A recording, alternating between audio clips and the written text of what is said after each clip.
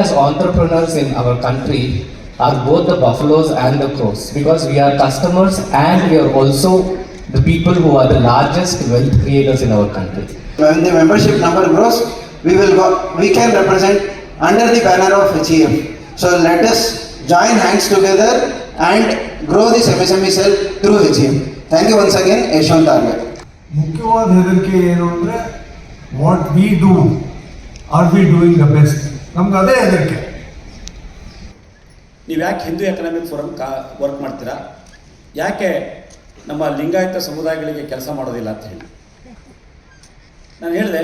ಮೊದಲು ನಾನು ಹಿಂದೂ, ಆಮೇಲೆ ನನಗೆ ಹಿಂದೂ ಅಂತ ಲೇಬಲ್ ಕೊಟ್ಟ ನಂತರ ನೀವು ನನಗೆ ಲಿಂಗಾಯತ ಅಂತನಾದರೂ ಹೇಳಿ, ಬ್ರಾಹ್ಮಣ ಅಂತನಾದರೂ ಹೇಳಿ, ಮುಸ್ಲಿಂ ಅಂತನಾದರೂ ಹೇಳಿ, ಕ್ರಿಶ್ಚಿಯನ್ ಅಂತನಾದರೂ ಹೇಳಿ, I am list bothered. First ನನ್ನ ಕಮಿಟ್ಮೆಂಟ್ ಏನಿದ್ರು ಕೂಡ ಹಿಂದೂ. ಇಲ್ಲಿ ಒಂದ್ಸರಿ ತುಂಬ ಆರ್ಗ್ಯುಮೆಂಟ್ ಅದ. ನಾನು ಹೇಳಿದೆ, ನಾನು ಲಿಂಗನೂ ಹಾಕೊಂಡಿದ್ದೀನಿ, ರುದ್ರಾಕ್ಷಿನೂ ಹಾಕೊಂಡಿದ್ದೀನಿ. ಈ ರುದ್ರಾಕ್ಷಿ ಸ್ವಾಮೀಜಿಯವರ ಆಶೀರ್ವಾದದೊಂದಿಗೆ ಪ್ರಯಾಗರಾಜಲ್ಲಿ ಒಂದು ಸಂಕಲ್ಪ ಮಾಡಿ ಹಾಕ್ಕೊಂಡಿದ್ದೆ, ನದಿಯಲ್ಲಿ ಮುಳ್ಕೊಂಬಿಟ್ಟು ಹಾಕ್ಕೊಂಡಿದ್ದೆ. ಹೇಳಿದೆ, ನಾನು ಲಿಂಗ ಬೇಕಾದ್ರೆ ತೆಗೆದಿಟ್ಬಿಡ್ತೀನಿ, ಬಟ್ ನಾನು ಹಿಂದುತ್ವ ತೆಗೆಯೋದಿಲ್ಲ ಅಂತ ಹೇಳಿದೆ ನಾನು. ಇವತ್ತು ಲಿಂಗಾಯತರು ಹಿಂದೂಗಳು ಹೌದು ಅನ್ನೋದು ನಮ್ಮ ಕರ್ನಾಟಕದಲ್ಲಿ ಹೆಂಗಾಗ್ಬಿಟ್ಟಿದೆ ಅಂದರೆ, ಬರೀ ಕನ್ಫ್ಯೂಷನ್ ಕ್ರಿಯೇಟ್ ಮಾಡೋದು, ಒಡೆದು ಹಾಕೋದು, ಕನ್ಫ್ಯೂಷನ್ ಕ್ರಿಯೇಟ್ ಮಾಡೋದು, ಇಷ್ಟೇ ಮಾಡ್ತಾರೆ. ಇಂತಹ ಸಂದರ್ಭದಲ್ಲಿ ವಚನಾನಂದ ಸ್ವಾಮೀಜಿಯವರು ಲಿಂಗಾಯತರೆಲ್ಲರೂ ಕೂಡ ಹಿಂದೂಗಳು, ಮೊದಲು ಹಿಂದೂ ಅಂತ ಬರ್ಸಿ ಅಂತ ಹೇಳ್ತಕ್ಕಂಥ ಕಾವ್ಯ ಹಾಕೊಂಡಿರ್ತಕ್ಕಂಥ ನಾನು ನೋಡಿದಂಗೆ ಕೆಲವು ಸ್ವಾಮೀಜಿಗಳಲ್ಲಿ ವಚನಾನಂದ ಸ್ವಾಮೀಜಿಯವರು, ವಚನಾನಂದ ಸ್ವಾಮೀಜಿಯವರು ಮತ್ತು ಒಂದು ಗುರುಶಿಷ್ಯ ಸಭಾ ಸುಮಾರು ಒಂದು 15-20 ವರ್ಷಗಳದ್ದು. ಪ್ರಯಾಗರಾಜನ ಮೊದಲ ಕುಂಭಮೇಳಕ್ಕೆ ಸ್ವಾಮೀಜಿಯವರನ್ನ ಕರ್ಕೊಂಡೋಗಿ 15 ದಿನಗಳ ಕಾಲ ನಮ್ಮನ್ನು ಟ್ರಾವೆಲ್ ಮಾಡಿ ಟಿವಿನಲ್ಲಿ ಒಂದು ಸೀರೀಸ್ ಮಾಡಿದ್ವಿ. ನಾನು ಸ್ವಾಮೀಜಿಯವರು ಗಂಗಾ ನದಿಯಲ್ಲಿ ರಾಫ್ಟಿಂಗಿಂದ ಎಲ್ಲ ಮಾಡಿದ್ದೀವಿ. ಟಿವಿ ನೈನಿಗೆ ಬಂದಾಗ ಇಬ್ಬರು ಒಂದೇ ರೂಮಲ್ಲಿ ಸುಮಾರು 1 ತಿಂಗಳ ಕಾಲ ಒಂದೇ ಬೆಡ್ ಕೊಡ್ಕೊಂಡಿದ್ವಿ ನಾವು. ಸೊ ಅಷ್ಟು ಆತ್ಮೀಯರು ಸ್ವಾಮೀಜಿಯವರು ನನಗೆ ನಮ್ಮ ಸರಿ ತಪ್ಪುಗಳಲ್ಲಿ ಮಾರ್ಗದರ್ಶನ ನೀಡ್ತಾ ಬಂದಿದ್ದಾರೆ.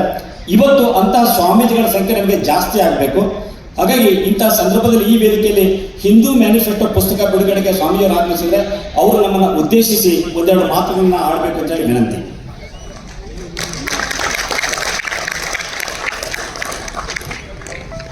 ಒಬ್ಬ ಸ್ವಾಮಿಗಳು ಒಂದು ಹಳ್ಳಿನ ದತ್ತು ಇಡೀ ಭಾರತ ಮತ್ತೆ ಬಲಾಢ್ಯ ಹಿಂದೂ ರಾಷ್ಟ್ರ ಆಗತ್ತೆ. ಅಂಥ ಒಂದು ಸಂಕಲ್ಪ ಮಾಡುವಂಥ ಅವಶ್ಯಕತೆ ಇದೆ.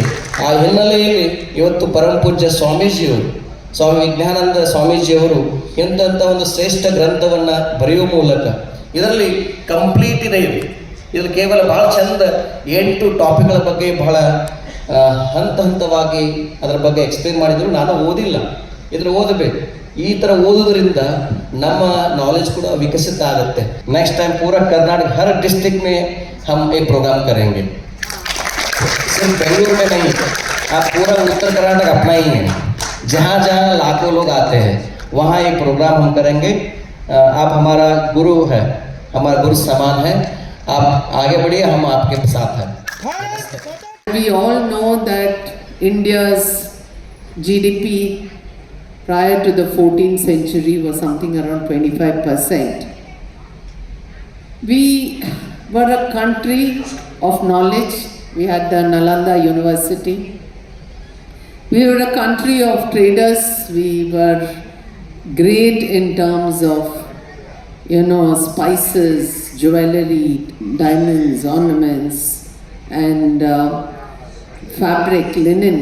And people across continents used to visit India to, trade with India.